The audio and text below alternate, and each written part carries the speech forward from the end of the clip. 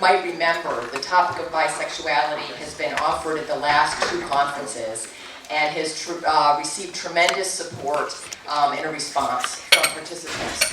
So as successful as past workshops have been, we've seen a need for more information and opportunity for dialogue, not only around bisexuality basics, but also around teaching about bisexuality.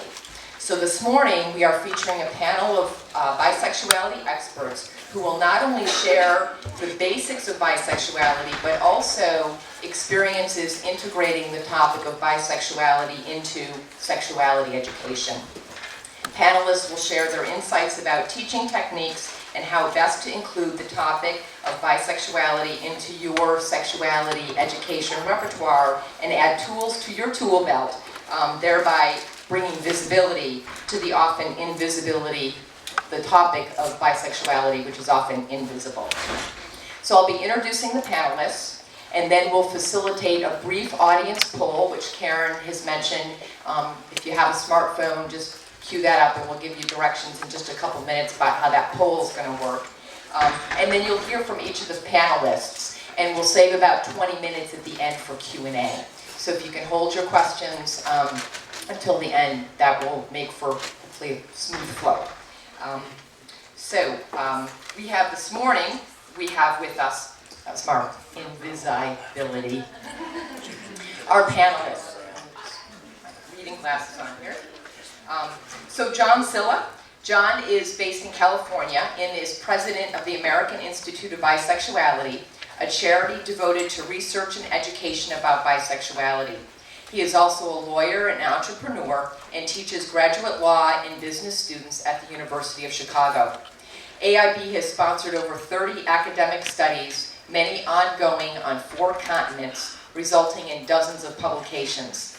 He was the through line of possibly the most important popular press article in history about bisexuality, The Scientific Quest to Prove Bisexuality Exists, in the New York Times Magazine earlier this year, in which he is mentioned 44 times. And also Karen Rain.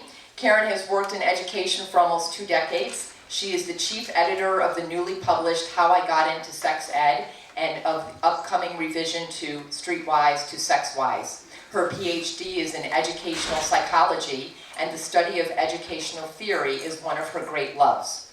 She is co-chair of this conference. Yay, Karen! Associate editor of the American Journal of Sexuality Education and trains sexuality educators nationally. And Al Vernacchio. Al has his master's in education. He is the sexuality educator at Friends Central School in Wynwood, PA. He has lectured, published articles, and offered workshops throughout the country on sexuality topics. His work has been featured in Teaching Good Sex, a November 2011 cover story in the New York Times Magazine. In addition, Al is a TED Talk speaker and the author of For Goodness Sex, Changing the Way We Talk to Teens About Sexuality, Values, and Health, which is published by HarperCollins. So let's take a minute and welcome our panelists.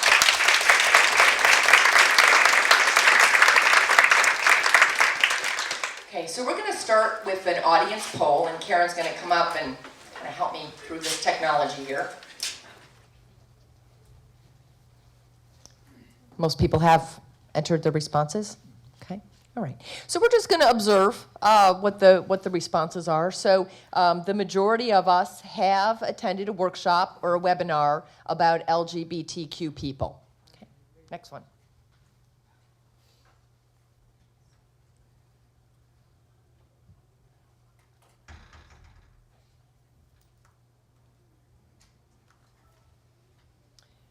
Question, have you attended a workshop or webinar about bisexuality?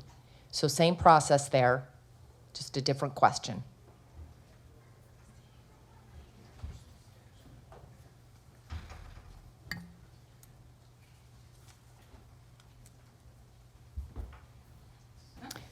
Okay, so the majority of folks in this room have not attended a workshop or webinar about bisexuality. So welcome, and welcome first-timers on the topic. So great to have you here.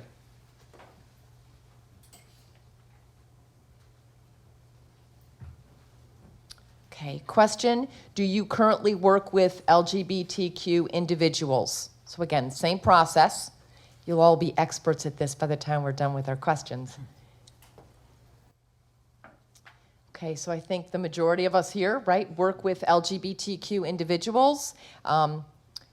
Hopefully some of you are working with bisexual individuals, and this is going to be a helpful workshop in helping you tailor some of your educational sessions and workshops towards those bisexual folks. Because oftentimes we say, yeah, we work with LGBT people, or we're part of LGBT communities or LGBTQ communities, but oftentimes that bisexual person is invisible, or we say we're working with the Bs, but are we really working with the Bs and making that apparent? So learn some things about that today.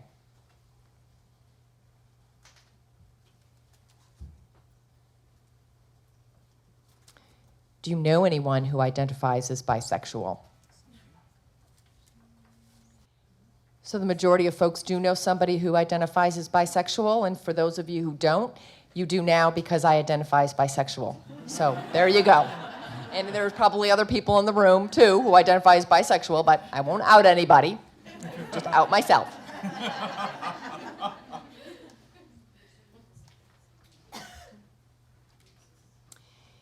Given the complexities of bisexuality, the best definition to define bisexuality is someone who is attracted to both males and females. Is that true or false?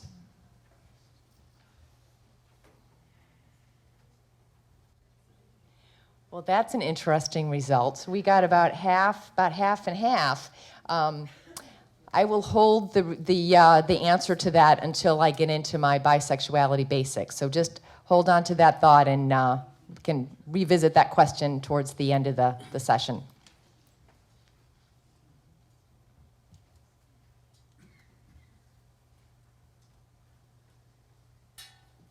Okay, another true or false question. Bisexual people tend to have more fluid attractions, true or false?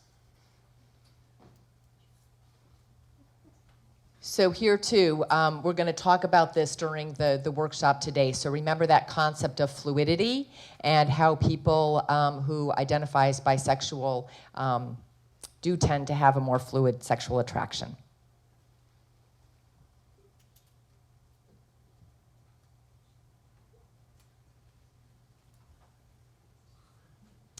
Okay, so we have bisexual, I don't know what to make of that laughter, if that was this is the most challenging question yet. Bisexual Visibility Day is celebrated on what date? And this is not a trick question.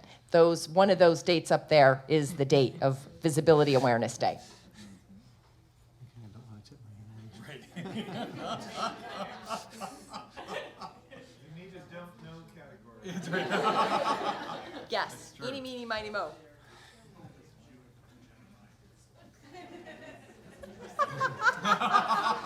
I'm hearing some of the thought processes here. Really interesting. Someone said it's June because that's Gemini, right? Is that the Gemini like on the boat? I like that. We'll have to incorporate that into something. October's Libra, though. Yeah. Libra. We have a battle. We have a battle of the horoscope signs. The actual day is September 23rd.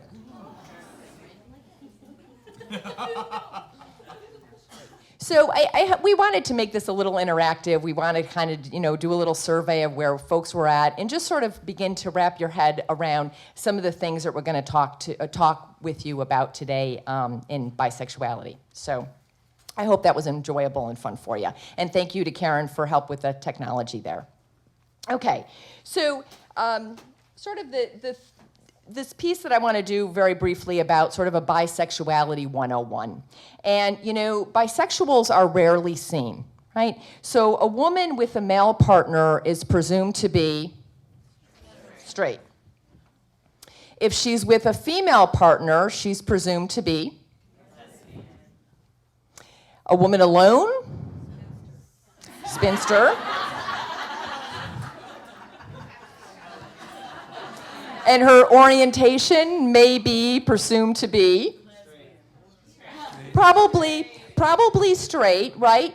probably straight, giving our heteronormative culture, right, in the heterosexist society we live in, unless, of course, she's in a lesbian venue, and then she's presumed to be? Aha, okay. So where would I, as a bisexual, what kind of behavior would I have to engage in for people to see me as bisexual? Okay? I could walk into the room maybe with a man on one arm and a woman on another arm.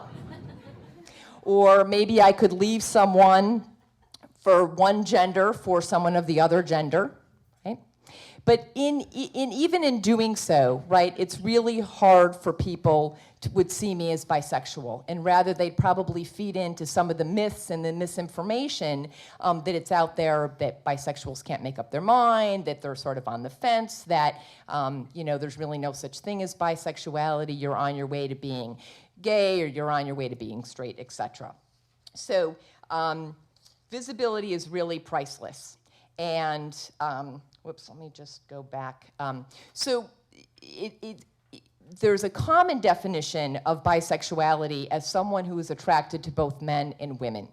But that definition is very dichotomous, it's very simplistic, and it doesn't capture the complexities and the fluidity of people who identify as bisexual. And Alfred Kinsey, how many people have heard of Alfred Kinsey? Usually in this group, that's the kind of response we get, right? So Alfred Kinsey, he founded the Kinsey scale as a way to assess people's orientation and their attraction. And he said, and I'll read this because I know most of you can't probably read that, but males do not represent two discrete populations, and males, human beings. Do not represent two discrete populations, heterosexual and homosexual. The world is not divided into sheep and goats. Not all things are black, nor are all things white. It is a fundamental of taxonomy that nature rarely deals with discrete categories. Only the human mind invents categories and tries to force facts into separated pigeonholes. The living world is a continuum in each and every one of its aspects. The sooner we learn this concerning human sexual behavior, the sooner we shall all reach a sound understanding of the realities of sex. Okay, so he was one of the first researchers to begin to realize that there's some complexities there, and we all just don't fit neatly into a box. Okay, for many people who identify as bisexual, self-identity tends to be a very fluid characteristic, and we need to unlearn our binary thinking and dichotomous thinking and create spaces for fluidity and complexities of sexual orientation and gender identity. So I'm going to offer a few definitions that people can begin to use in place of someone who's attracted to both males and females. Again, that's very simplistic. And I do want to point out, while it's on my mind, I wrote a lesson plan that was published in the American Journal of Sexuality Education that is on the table and available for folks at the American Institute of Bisexuality. So a lot of what I'm talking about now is in that lesson plan. Okay, so redefining bisexuality. Someone who is capable of feeling romantic, spiritual, and/or sexual attraction for two or more genders. A person who loves despite gender, an individual open to sexual or emotional exploration with other gendered partners. Bisexuality is a sexual orientation in which an individual experiences a combination of sexual and affectional attraction to members of all sexes and genders, engages in varying degrees of sexual activities with them, and self-identifies as a bisexual in a way that is consonant with personal, social, political, and lifestyle preferences. So looking at that range of attraction, that range of the pieces that make up ourselves as human beings. And that was by E.B. Smiley. Julie Ubin defined bisexuality as the capacity for emotional, romantic, and/or physical attraction to more than one sex or gender. That capacity for attraction may or may not manifest itself in terms of sexual interaction. So separating out attraction from behavior, which is very important for many of us. And Robin Oakes is a bisexual activist and educator. She calls herself bisexual because she acknowledges that she has in herself the potential to be attracted romantically and or sexually to people of more than one sex and or gender, not necessarily at the same time, not necessarily in the same way, and not necessarily to the same degree. Okay, again, speaking to the fluidity. And then this schematic is our diagram, Venn diagram, I guess is the best word to describe it, by Rebecca Jones, outlines sort of the differences between the bisexual feelings, bisexual behavior, and bisexual identity. So for many people, they may have bisexual feelings, okay? They may engage in some bisexual behavior, and of those people, some may use a bisexual identity. There are people who may have bisexual feelings, use a bisexual identity, but do not engage in what we would call bisexual behaviors. Okay?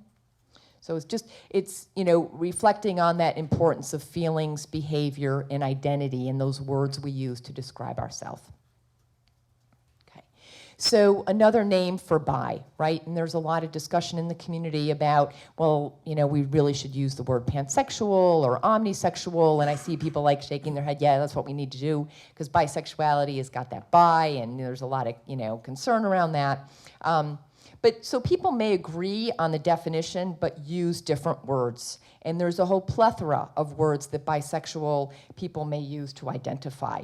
Heteroflexible, homoflexible, lesbian or gay identified bisexual, so fractured identity, ambisexual, bi-dyke, pomosexual, which is a word that Carol Queen and Lawrence Schimmel coined as referring to the postmodern era, and pomo meaning postmodern, meaning sort of out of the box, that people did not want to be defined by any kind of set definition, and sexual referring to orientation, attraction, queer, pansexual, and others. Karen and I were just having a conversation this morning about the word demisexual. So language is always evolving, and we need to embrace it. We need to dialogue about it and really accept it, because identity is important.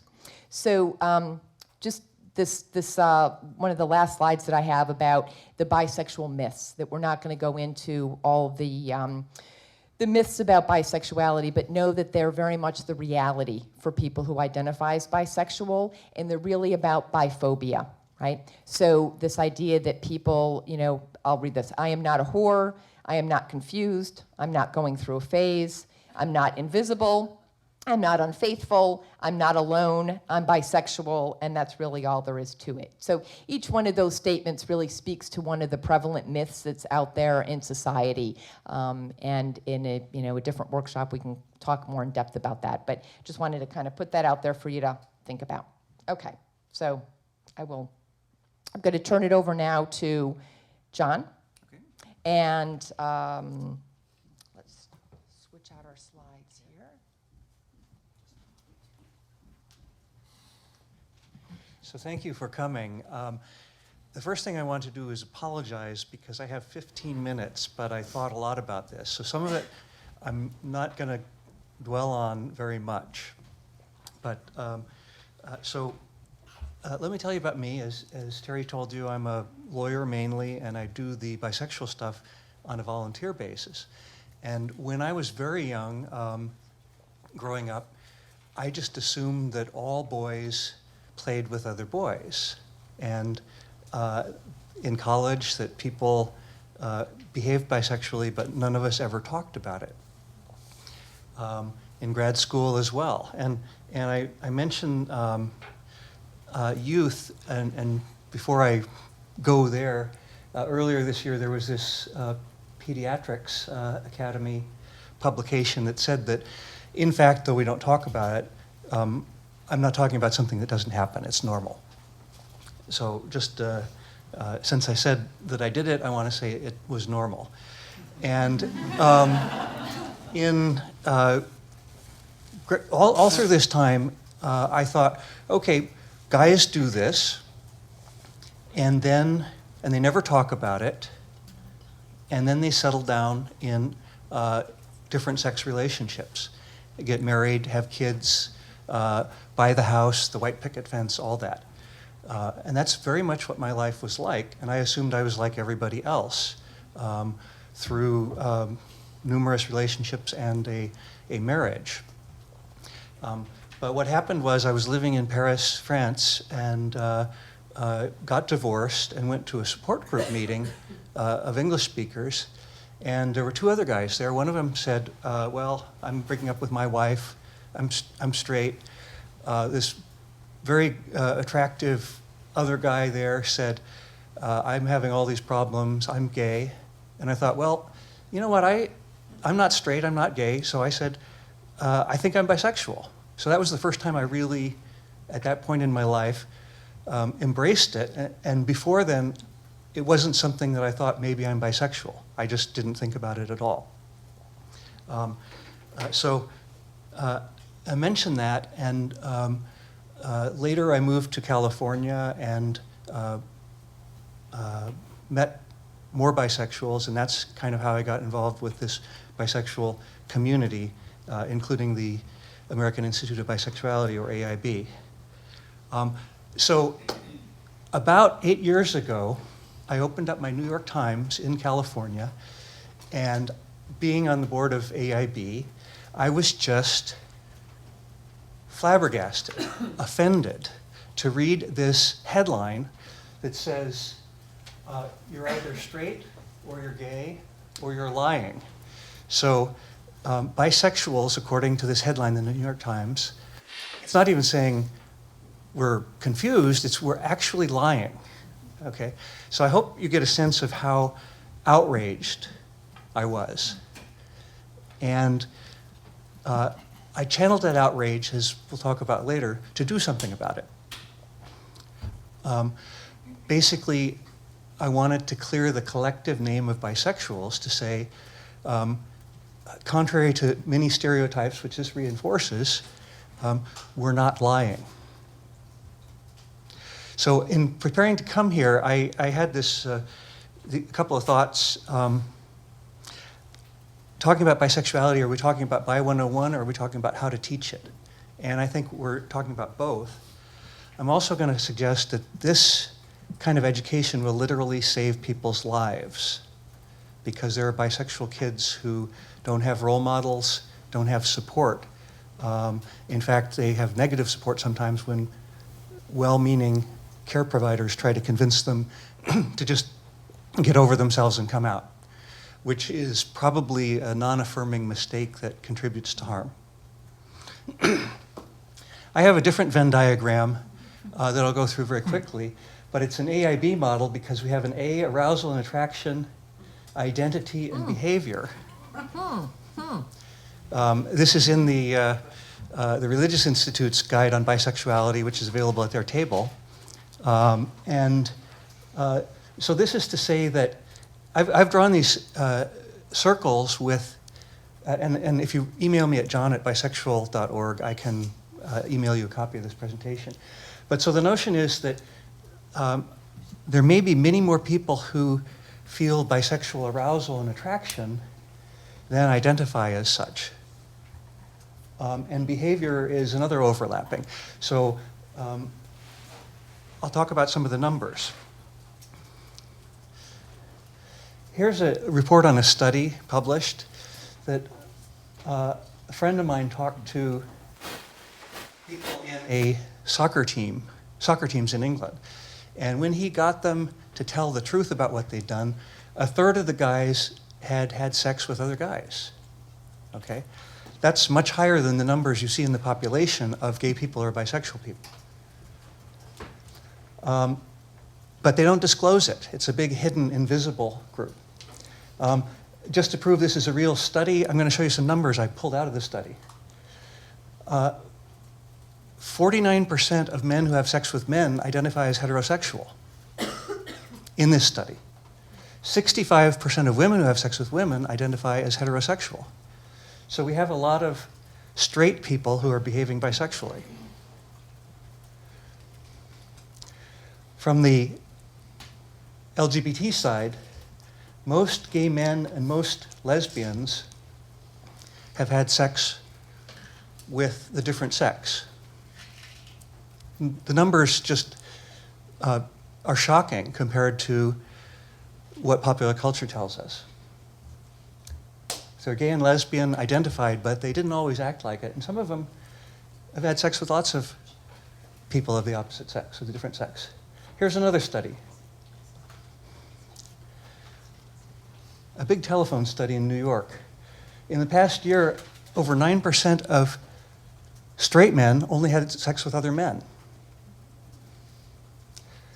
Close to 4% of gay men had sex only with women.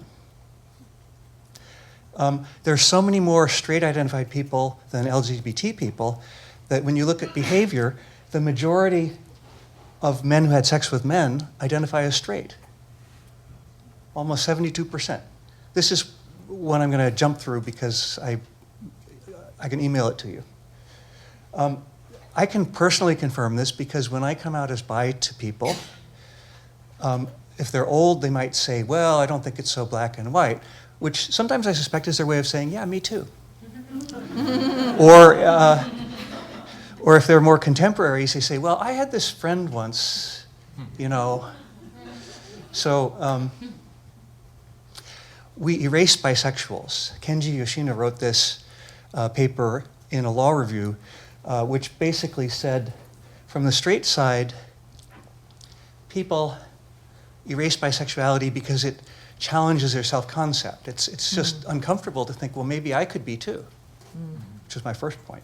From the gay side, bisexuality challenges group cohesion and identity. Of course, there's biphobia. People don't like to, they discriminate, even from the gay and lesbian side. And you've all heard that. So there's very little incentive to be honest about who we are. And bi people don't come out until some of us come out. So that's what I've been doing. Here's the paper that said that bi men are lying. You see what? So let me tell you about this paper. It's done by a lab at Northwestern University. They recruited bi men from Gay Chicago magazine. All right? We'll pay you if you're bi, and we're advertising in Gay Chicago magazine. And guess what? If you pay people to say they're bi, sometimes they say they're bi. So I, when this article came out, wrote a blistering letter to the editor about it. And they didn't publish my article, but they published a bunch of other articles that said all my points, so that was okay. Then time went on, and a couple years later, I thought, you know what? It's obviously wrong. Maybe the porn was bad that they showed. I read the academic article, which said in terms of behavior and identity, bisexual men clearly exist. So, okay, we're back to that Venn diagram. I had this thought, you know, what the heck? I'm going to email the professor who runs that lab. And I wrote to him and I said, you know, you may be surprised to hear from me, but I'm with the American Institute of Bisexuality. I'd like to discuss your research and maybe we'll fund some more. And this may be strange, but I usually learn more from people I disagree with than from people I agree with. And he wrote back and was very civil and polite. He had a lot of hate mail over the years, as some of you might understand. But so he and I got together for dinner and talked and had a great time and we were laughing.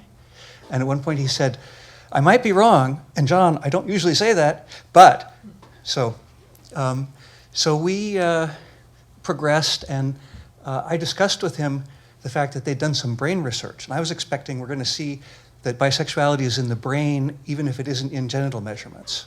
That's what I expected. So we worked on a big study. He involved me in the questions, and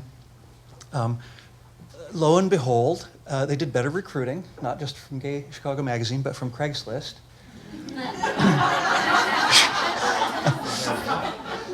So, some of you have heard of Craigslist. Real bisexuals on Craigslist. Okay, so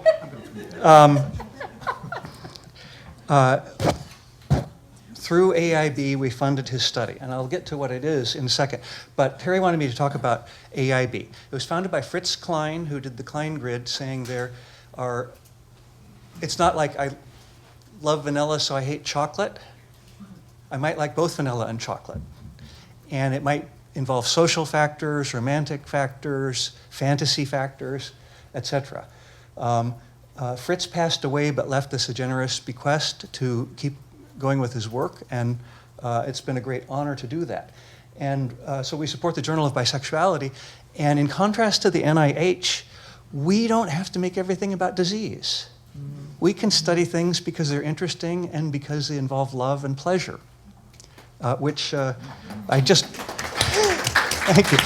I just read a paper overnight that somebody published, and it was all very scientific, and then it says at the end, these people are having so much sex that there's all this disease risk. And I say, that doesn't even belong there. That was tacked on for politics or funding. Okay, so our mission, as Terry told you, so I won't dwell on it, is research and education about bisexuality. Increasingly, we've decided that to make it okay to be bisexual, we have to have community, groups where people even want to belong. They say, these are cool people. I want to be with these cool people. I'm like them. And so a big part of that has been our website, which is really beautiful now. You can register and tell your story about what it is to be bisexual and read lots of stories to say we're not alone. AIB is the Jedi Council of bisexuality. We have these attributes. We're kind of mysterious. Nobody really can figure out what we're doing. We're very close, and we have very low ego and high effectiveness. And we can fund controversial researchers. So back to this model again. The professor, Mike Bailey, whose work we funded, measured genital arousal in 180 men, women, gay, straight, and bi, 30 each, and came back and said, we found them. I was wrong. I was wrong. Here's the paper that released those results, peer-reviewed and all, saying, contrary to the earlier study, we found bisexual arousal. I had a hand in getting the New York Times to write about it.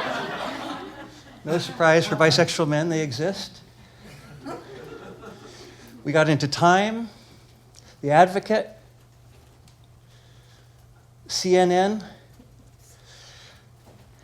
and the big story was earlier this spring, the New York Times Sunday magazine ran a piece that's 20 pages if you print it out on paper, which was very much about AIB and me contacting this researcher. Mm-hmm. So if you have students who are interested, they can read it. It's a beautiful piece. So now on to teaching. How do you teach? Well, there's different methods of systems of thinking about what kinds of learners there are. The auditory, visual, and kinesthetic is one group. And what I want to say is that auditory learners can learn from facts that you tell them, or they can learn from information in stories. Visual learners learn from graphics or from stories if the story evokes the mind's eye. And kinesthetic people learn from practice doing or from emotional connection. So notice the common theme here is stories. Stories don't need to be personal. I wouldn't encourage a sex educator to tell personal stories because that might evoke a parental response. But good stories are rich in narrative, have a natural sympathetic character, ideally with a goal you're rooting for. And there's sometimes a switcheroo on that. With a lot of scenery for mental vision, movement for kinesthetic felt connection. So you take the characters and the listener through a journey, and it can be online. There's some good stories at a website called imfromdriftwood.com. Mm-hmm. So let me give you an example. I have done this to you with my story. And I switched a goal that you can root for, clearing the name of bisexuals, so I didn't talk about educating about bisexuality. I set up a conflict that I won. and we celebrate it. So ask for stories. I'm going to say that please collect stories, write stories, share stories, because stories are the way a lot of people learn better than just recitation of facts. And I think that's it. Thank you. Thank you, John.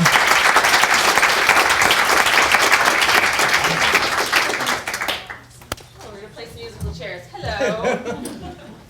How are y'all today? That's okay. Fantastic. I'm going to be talking a little bit about classroom techniques around bisexuality and sexual orientation and gender spectrum. You gonna write for me? Yep. Okay, so I just have a few minutes, and I don't have a watch on. We'll keep your time. Okay, Terry's gonna keep my time. Fantastic. So. We can keep Karen's time. Yep.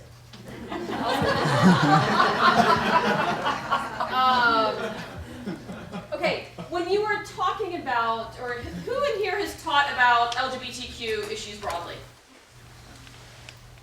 Okay, so most of you, I'm going to ask you, but I also, anybody else in the room, when you were teaching about LGBTQ issues broadly, what is it that you're trying to make happen in the classroom? What kind of change or evolution are you looking for in your students? I'm trying to get them to realize the difference between gender identity, gender expression, sexual orientation, and like sex as in biological. Like the act of sex or the biological, like the verb or the noun? The noun, as in like what we conceptualize as like the body. The biology? Right. Yep. All right. So, I think what I'm doing is some of the same stuff that was just shared, as well as just opening up their awareness that there are all kinds of people in the world. So broadening their horizons. Yes, and we don't even know it unless we open ourselves to it. Decreasing stereotypes and prejudices. Yep. Beautiful. Good. All right. What else? Some normalizing behaviors and behavior patterns that they may see in the media as well as with their peers.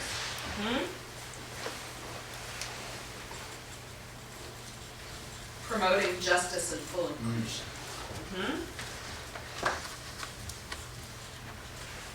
What else? What are you trying to bring out in your students? What kind of change are you looking for in them? Acceptance. Stopping bullying. Ending bullying? Just letting them know they're not alone. They may feel alone, but they're not alone. Increasing empathy. That's a great one. Opening up a discussion. So these are all great and broad. Let's go a little narrower. What are some of the detailed things, that pieces of knowledge, skill sets that you're looking for? Maybe where to find information and how to answer questions.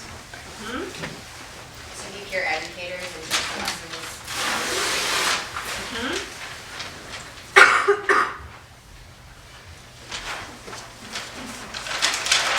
Definitions of different terms and also some statistics at points. Definitions of terms, some statistics. Anybody think about the coming out experience? Yeah. What that is? How that feels?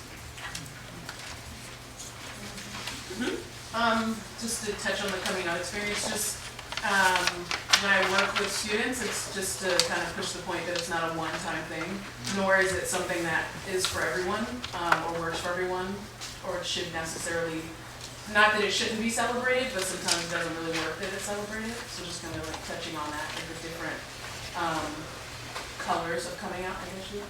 Maybe the homosexual lifestyle is coming out all the time, Yeah. over and over and over again. Yeah. What is it really in the first place? Right. Understanding personal bias and homophobia. Great, these are all really fantastic. Is there anybody else who has a pressing one that you want to add? Just because she brought it up last night, and I've been working on it for a while, internalized homophobia. So in their own cultures and communities and groups, working on that. Yeah, absolutely. The assumption of heteronormativity in our society. Oh, great, thank you.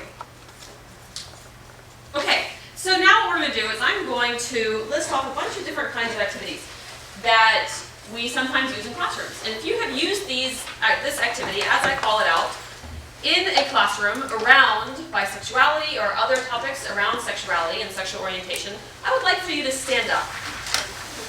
Okay, so everybody, as you're willing and able, as I say these things, not yet, not yet.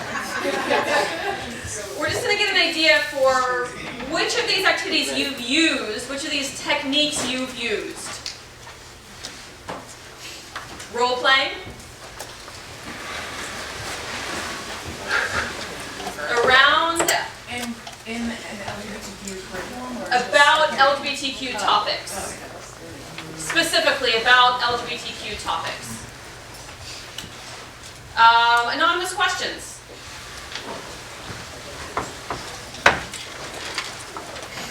Lecture.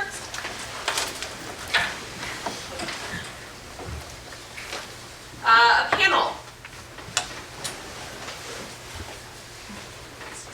Asking your students questions.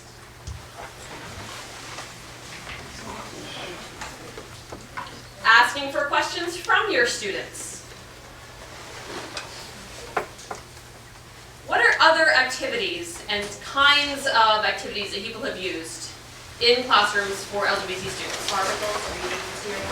All right, assigning reading material and articles. Who's used those? Yep. Scale. A scale, so like a values voting kind of experience. Bill? True false fact sheets. True false fact sheets. Who's used those?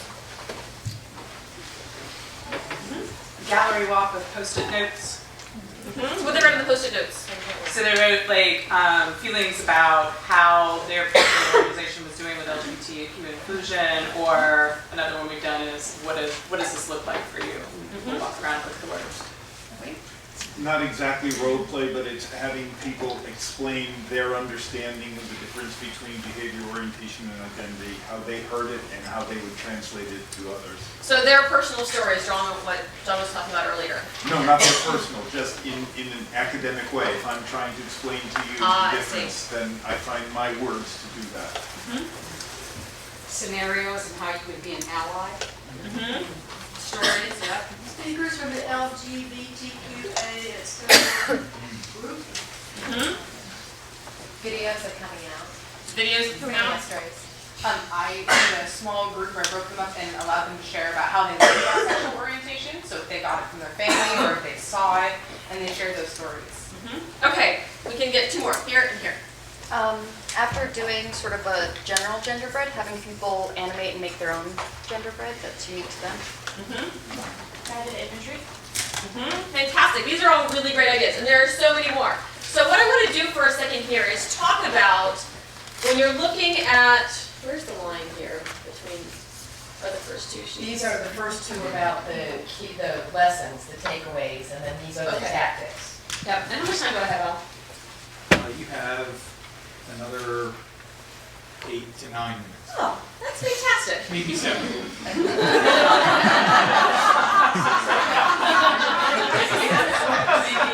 Now it's 6.5. Okay. So what I want to do is talk for a minute about these takeaways that we're looking for our students, and talk about these kinds of activities. What activities are we using, and how do we target our end goals? Right? We have in mind what we want our students to walk away from the classroom with. We have an idea of if it's a practical linguistic piece of information. Is it a deeper understanding of themselves or their peers? Is it a skill set in being able to respond to someone who is coming out to them, either for a first time or not for a first time? Or is it about them being able to then be a peer educator or a trainer in some way where they have a skill set to impart a piece of knowledge or skills to further to other people? What is it that you're looking for? There are so many different goals that we can have in this kind of LGBTQ bisexuality education, and you need to pick your methodology. Right, so lecture and PowerPoint What are these things good for? Knowledge. Right? Terms. Facts, terms, knowledge, discrete pieces of information. If our goal is for someone to be able to respond in a loving manner to someone who's coming out to them, would a lecture be appropriate? No. Not really. We can define, we can say, oh, coming out means this. And when someone comes out to you, you should do this. But it's not a super effective way of really giving them that skill set. So looking at our list, would role-playing be an effective way? Yes. Very effective. What about reading materials and articles? It depends on what kind of article, right? You would need to be able to hear the stories. You would need to be able to draw on the experiences and relate to them in some kind of a way. Guided imagery? Yeah. Maybe for empathy. So you need to be looking at this as a process and a trajectory. And this is really going back to some really basic elemental parts of educational psychology, which is what my PhD is. And I can teach for ages on educational psychology. And figuring out how to kind of pare this down to a distinguished kind of skill set to hand to you in 15 minutes is a little overwhelming for me. But I think it's a really good practice to think about as an educator going into a classroom. What are your goals and objectives? Who writes goals and objectives for each of their lessons? You actually like physically write them out? Yeah. That's fantastic. And when you're, yeah, by all means, let's give ourselves a round of applause. And when you're looking at goals and objectives, when you look at your set of goals and objectives and you think to yourself, how am I going to best do this? Do any of you feel like you're ever in a rut with your teaching? And maybe it's that you teach in a lot of different ways, but you've been teaching about STIs for 10 years. And your STI activity or lecture or whatever it is the same thing that has been for the past 8 years. You know, I find that I can get into this kind of a rut where I have my college curriculum, I have it all written down, it's on my computer, all my goals, my objectives, my activities are right there, and I don't even look at it until 10 minutes before I walk into the classroom on the busy weeks. And I print it out and I'm like, yep, this is what I'm doing. And there can be some benefit to that, right? Because it's something that I've done before, it's tried, it's true, it's effective, and it's not really pushing me. And so every semester I go through and I pull 3 or 4 of my lessons and I change them. And I look at my list, I have a list of all of these different things that I can do. And I get new speakers to come in to inspire me for a semester. And so the next semester when I come back to the material, I have a whole new realm of potential opportunity to integrate what they did and rethink the material, look at their reading materials, and really get re-inspired by that. I think we have so much opportunity in our field because sexuality education is so broad, and there are so many different areas that we all teach in. And so really going back to the inspiration of why are we here, what can I do, what kind of new activities can I draw on to really get the message, and am I making sure that you're pairing the message and the activity in the most effective way possible. Because there are, you know, for every goal, there is a set of potential tools. And we have so many available to us. I feel like we're really lucky in this field. Someone, I think that it was Carolyn who said earlier that, you know, at the Sex Ed conference, everyone here is a teacher. And so the quality of what we have here is phenomenal. And when we go home, we can be re-inspired with these new techniques and new opportunities and new options. And so I really think that that applies very nicely to this content, which spans the need from information, you know, what does it mean to be gay? What is gay? I get questions all the time. How do gay people have sex? Well, we're not going to want to have a... There's no demonstration for that one, right? Demonstrations are appropriate for condoms, but not for how do gay people have sex. Or how bisexuals have sex. Or how bisexuals have sex. Sex mark films. Yeah. Yeah, showing a film, definitely appropriate, depending on the age of your kid. But there's lots of different ways that you can pull in all kinds of things and think about what are the detailed pieces of information. But then it's also this very affective topic where people come to it with emotion, and it can be pent up in ways that they're not even aware of that can come out in the classroom. I was talking to Terry earlier about a student who is outed by a speaker in my class. And I'm still surprised that he thinks that people are unaware of his sexual orientation, because he just very much seems like a gay man and presents very much like a gay man, and he's very deeply in the closet and doesn't have any awareness yet that people perceive him as a gay man. And so the speaker was a gay man and reached out to him to like, oh, and you're gay too, and trying to build this repertoire between them. And my student had come out to me privately and was very like, yeah, I guess so. And then was, outed again by a second speaker about being into kink. Again, he just spoke too quickly with too much knowledge about the information being shared. So that the speaker was like, oh, well, we are here together, we are in this thing. And so there are really great ways to talk about these things, but we have all of these different thought processes that we have to address. Fair enough. Are we good? Okay. So, yeah, I'm going to let Al take over now, and thank you for being here.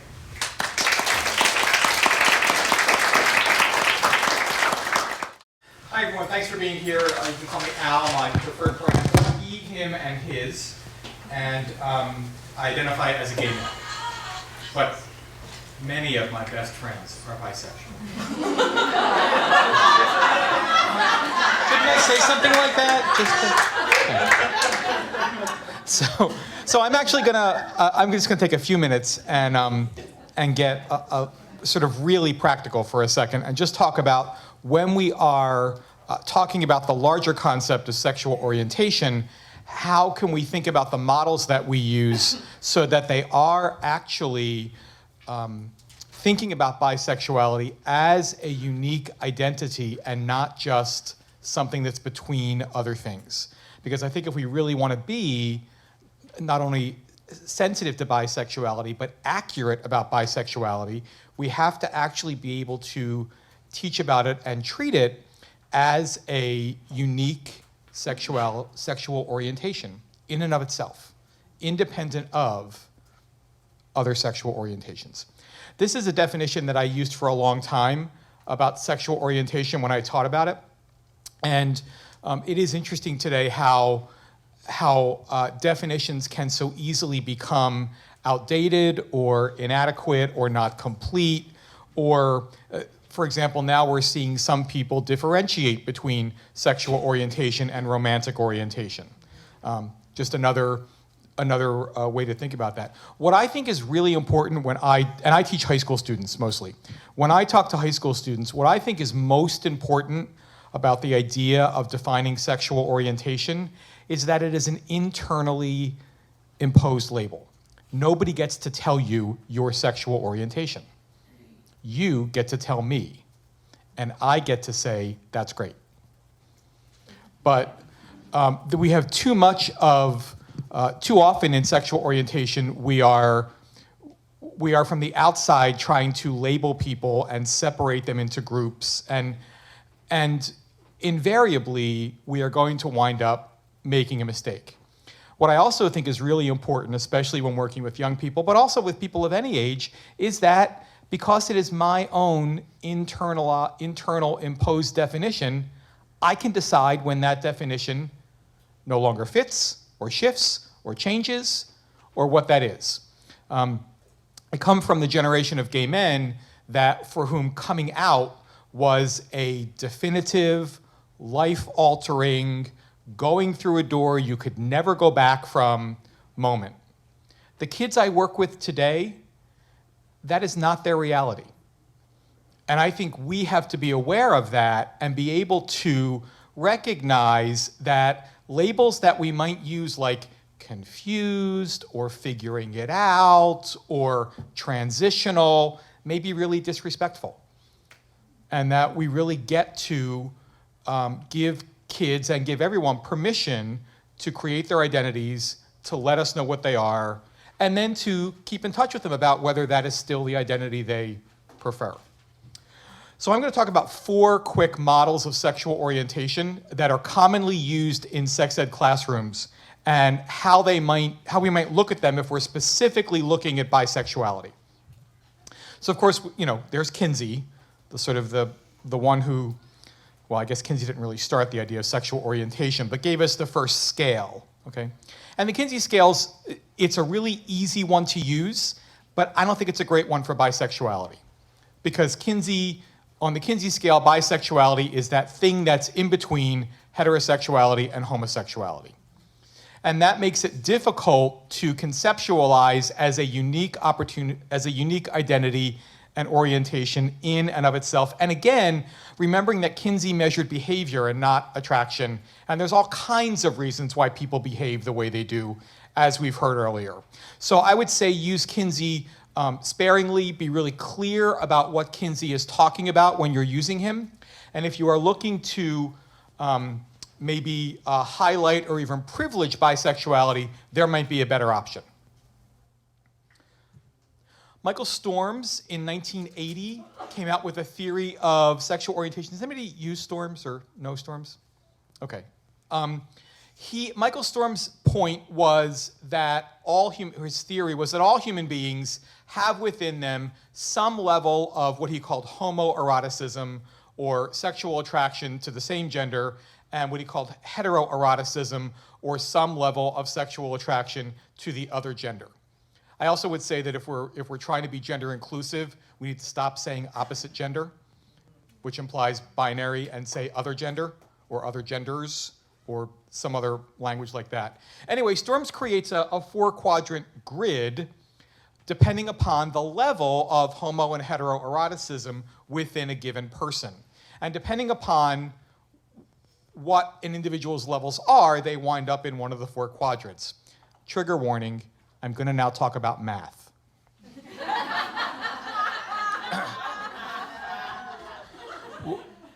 One of the things we know from geometry, I think it's geometry, is that in any given quadrant on a graph, there are how many possible points? And very good, an infinite number of points. And the reason why I like Storm is that when you're looking at, for example, what does bisexuality mean, in that quadrant, you can have an infinite number of interpretations and understanding of bisexual. So I'm going to move from the mic for a second. So this is bisexual, and that's bisexual, and that's bisexual, and that's bisexual, and that's bisexual. And it allows for not only individuals to claim an identity but define it slightly differently, but it also allows the possibility that if I know my general orientation and if I'm comfortable with that, I also have a lot of room to move around in that definition. And I have a lot of places where I can go.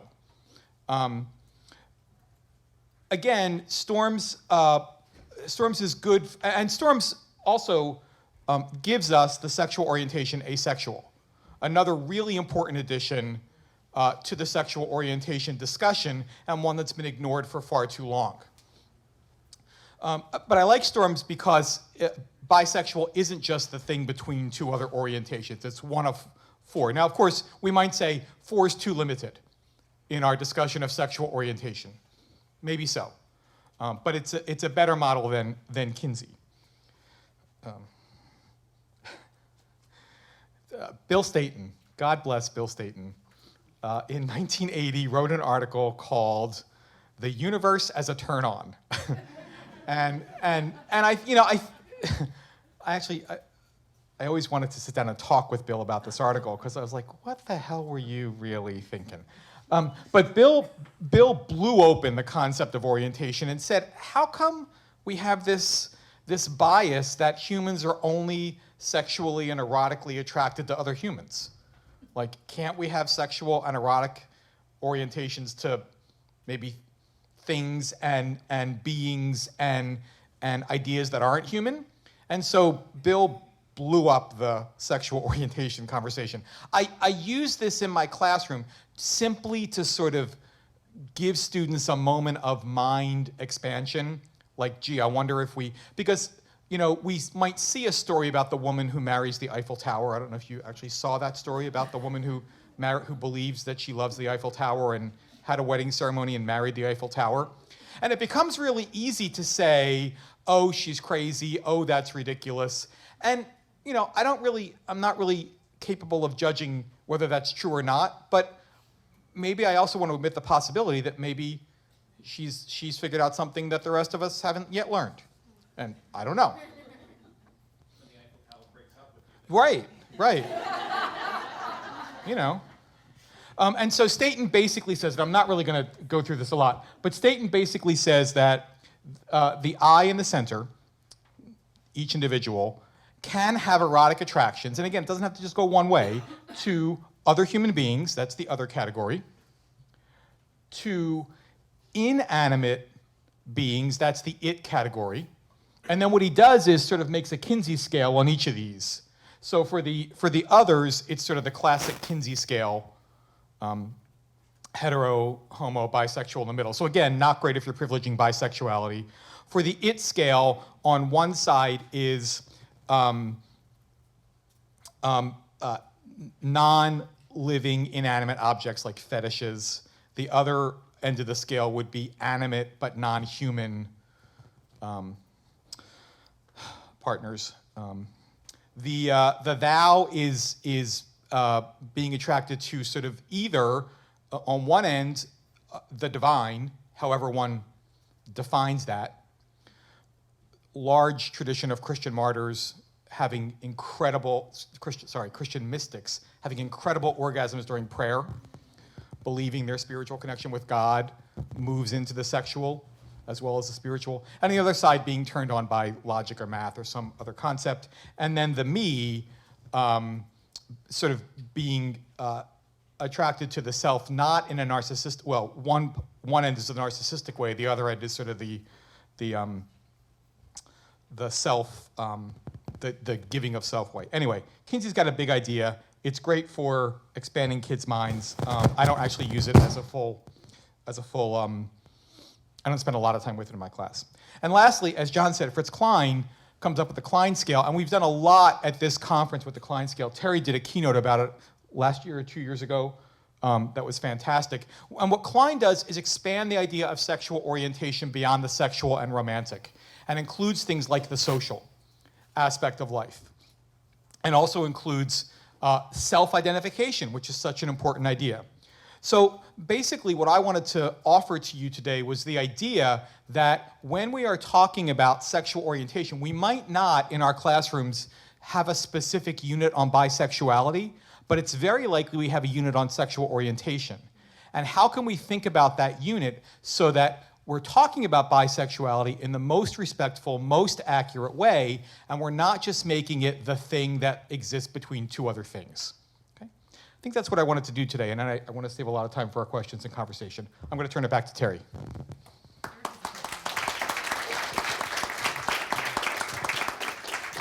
Okay, so raise your hand. I'll repeat the question so everybody can hear it, and then just let us know if there's a panelist you want specifically to answer that. Yes? Can you just post the, you talked about, actually, John Stella, about the your presentation, and if all of your presentations are available, would love to have them. So if it's possible, just post the addresses, or how do we get those?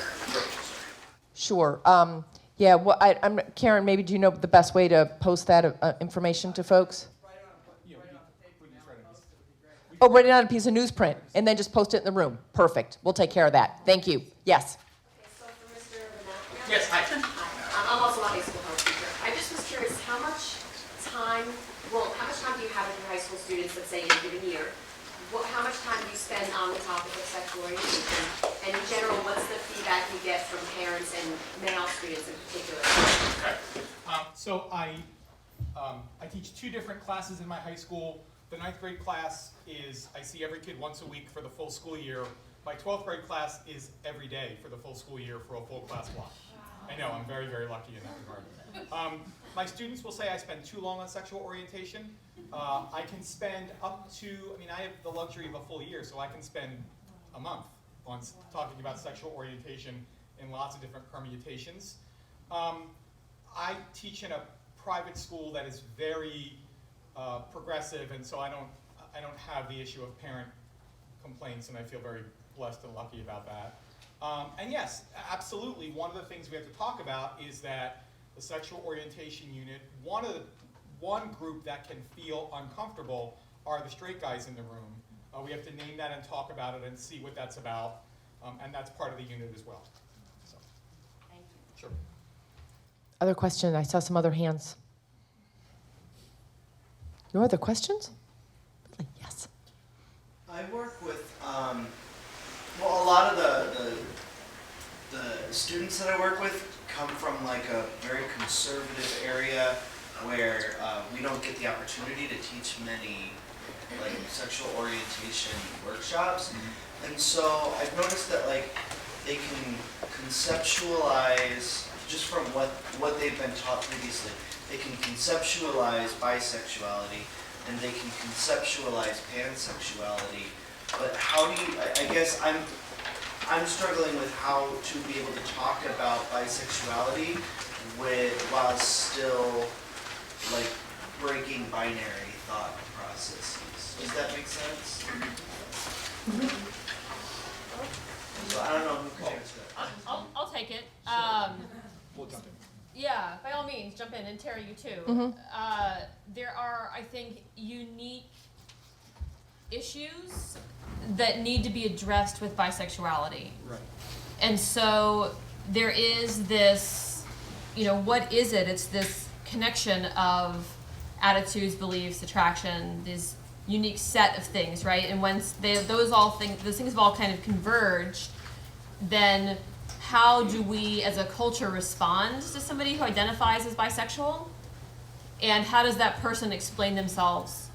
Not that we need to explain ourselves, that we are called on to explain ourselves in certain ways. And so what does it mean in the gay community for there to be someone who identifies as bisexual? What does it mean in a heterosexual community for someone who identifies as bisexual? And what does it mean for all of the people who identify outwardly as bisexual or as gay or heterosexual, but are in fact feeling their internal identity is one of bisexuality?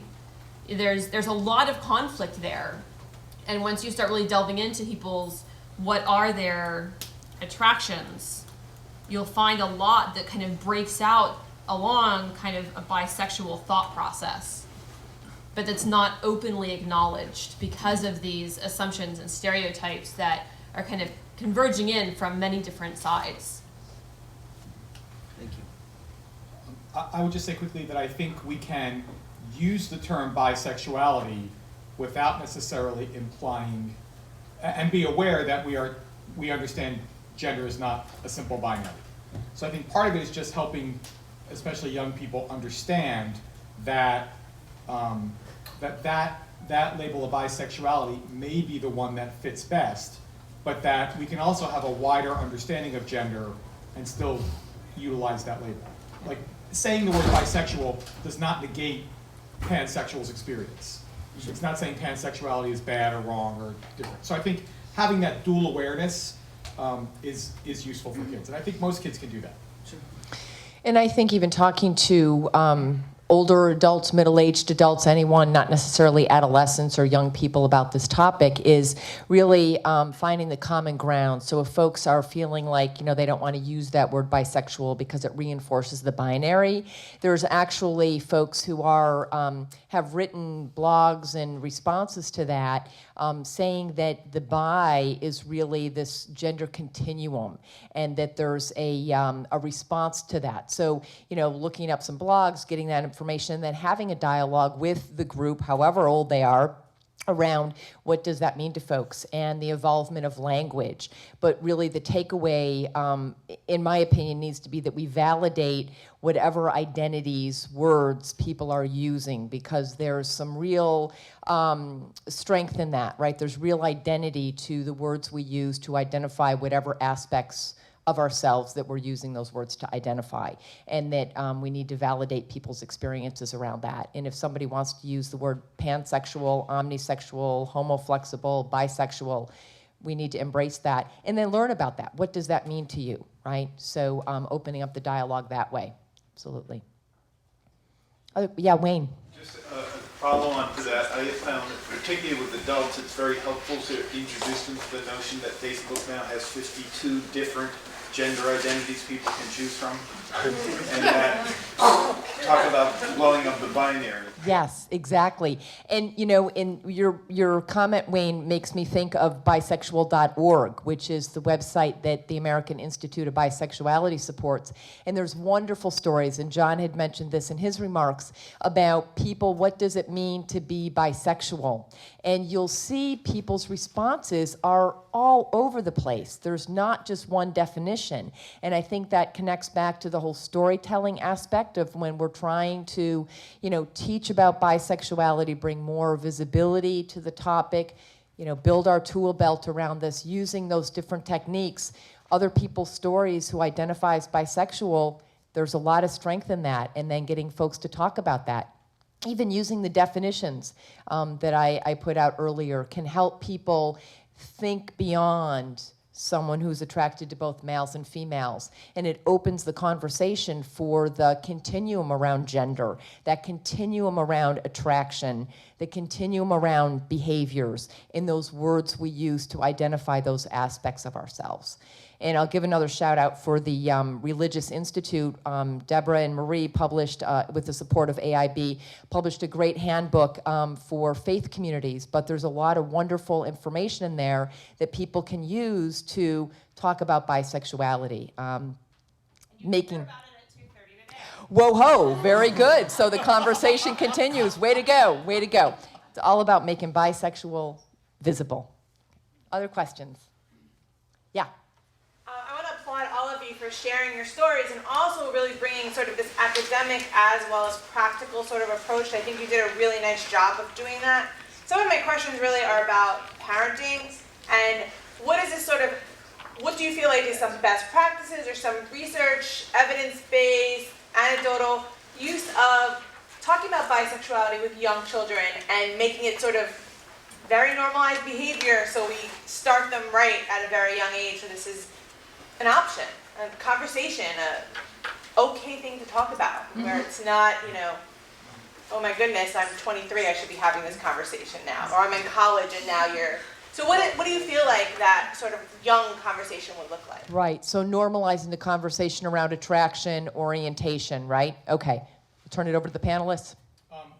One of the things I recommend is that and not everybody likes this word, but I like when talking with little kids, instead of saying boyfriend or girlfriend or lover or partner, using the word sweetheart as a completely open word. So when you grow up and have a sweetheart, and you know, and then identifying straight couples and gay and lesbian couples and bisexual couples as their sweethearts, it's a way to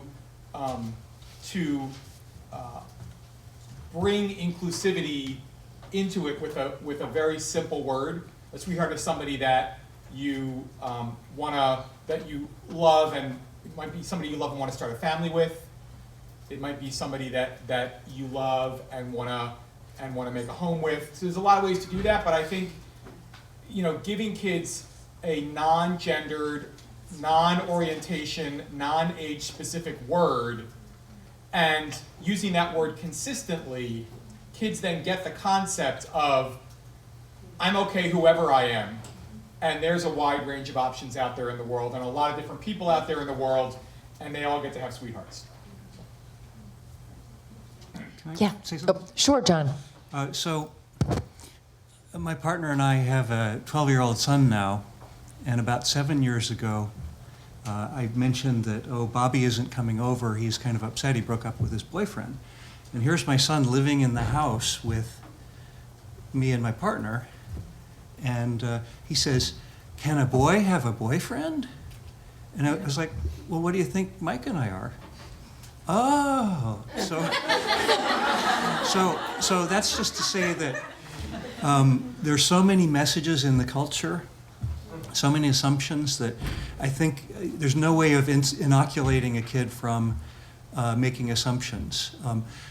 That said, you asked about academic research. I'm going to shout out to a group called the Family Acceptance Project, which has done wonderful work proving that if parents show accepting behaviors to their kids, the outcomes are much better. There's less suicide, less drugs, less HIV, all peer-reviewed and out there. And the importance of that is that I almost think that just supporting kids early on, this is sort of to your point, families tend to think, oh, I love my kid, therefore I have to tell him not to be gay, because that's bad. And if they think that, they believe they're doing a loving thing. But what we have to do is kind of educate more people that if you really love the kid, the thing to do is be accepting. That's great. Thanks, John. Yes? I'm seeing more and more transgender students in my classroom, and a lot of my transgender students will identify as omnisexual or pansexual. And I'm wondering, what are the ways in which we can also be trans inclusive while also talking about bisexuality? Are there any materials related to transgender identity and bisexuality? Not all transgender people identify as bisexual, obviously. That's right. But I'm wondering, is there anything that, is there anything that we can do within that particular context of conversation as well? I mean, what comes to my mind is to the difference between the gender identity pieces of ourselves and the sexual orientation pieces of ourselves. So we all have a gender identity. We all express our gender. We all have attraction at some level, our orientation, our sexual orientation. So helping students, young people, middle people, human beings understand those aspects of ourselves. And I've heard a lot of folks who, sort of just think that transgender folks are bisexual. It's just it's an unawareness of just not understanding those two realms of ourselves. So for me, when I hear your question, it's about doing some education around gender identity, and that is different than a sexual orientation. But all of us have a gender identity. All of us have a sexual orientation. So that's what comes to my mind right now. Did you have a response to the question? You have a different question. Okay, response to the question. I would try to tackle it saying trans people and bi people face some of the same difficulties that are not common to lesbians and gay people. And one of them is when somebody comes out to you as gay, you don't say, oh, are you a top or a bottom, right? So when somebody comes out as trans or bi, we tend to get grilled and asked intrusive questions. That's not what you do to gays and lesbians. You shouldn't do it to bi and trans. We also are ignored and invalidated. We're misunderstood and we're unsupported. So I think that we have a common set of obstacles to overcome with trans people. When I talk with my students about sexual orientation as it applies to people who identify as trans, one of the things that people get hung up on are they gay or are they straight? Mm-hmm. And applying the term bisexual or pansexual or queer is easier because that doesn't identify their gender. And so I found that people find it easier to apply the term bisexual to someone who's trans, because then we're not mucking about with talking about both their gender identity and their sexual orientation. And so it's those other spectrum that I think are easier in a heterosexual community to talk about being gay or straight. In a cisgender community, easier to talk about being gay or straight because you're cisgender. No one's confused about your gender identity. We have two black and white boxes at least, and now we can talk about sexual orientation. I find that students get very tied in knots when we combine a conversation about sexual orientation and gender identity, and we have no boxes. which is where bisexuality can be a little easier then. Oh, okay, you're bisexual. I can say that without saying whether you are a boy or a girl or anything in between. But I don't know of any materials that are written specifically to talking about sexual orientation around people with a variety of gender identities. I would love to. Does anybody else in the audience have experience with those kinds of materials? Yeah, there's tons. There's a lot of materials available for specifically trans-identified youth. There's a conference every year in Philly called the Trans Health Conference, and that's a good showcase, a great showcase of a lot of people who are working specifically on that. But I would say, like, do internet research. There's tons of trans novels and comics and films, and I think that can be really affirming as well. And yeah, I just wanted to thank the panelists also, and sort of bounce off of that and ask a similar question, which is, how would you respond to a trans student who, or anyone who found the term itself to feel divisive? Because I'm in complete agreement that it can mean a lot of different things, and that language is fluid, and that it's evolving to mean a lot of different things. Mm-hmm. But I guess my concern, sort of even coming to this with maybe a knowledge that was outdated of what bisexuality means. Mm-hmm.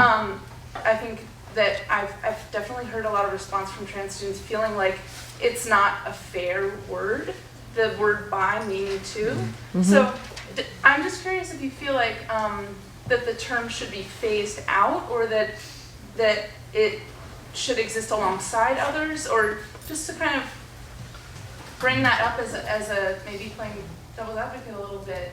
You know, I struggle with the term too.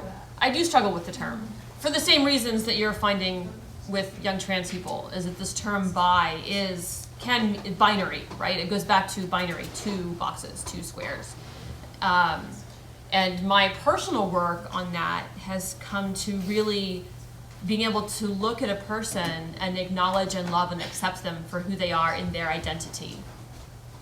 And if that identity is bisexual, well, I need to be able to look at them and love them and accept them in that identity and say, you know, I'm going to hope that that person is able to look at somebody who is trans and accept them for who they are, but it's that person's identity, the person who is bisexual, their identity doesn't need to call into question anybody else's identity. It is about them. And so that doesn't need to infringe on another person's space. But I understand the struggle. I'll just say really quickly, Maureen Kelly, who is here from Planned Parenthood out in Ithaca, has 2 really great teeny little booklets talking about the experience of trans people and education for trans youth especially. So look for those out on the resource table. And I just wanted to throw the term scoliosexual is a good one that people want to look at. It's attraction to non-gendered or non-binary gendered people too. A new word to add to the lexicon. Wonderful. So I know our time is ticking down to the final minute. So thank you all. Please continue the discussion in your own communities with your own friends.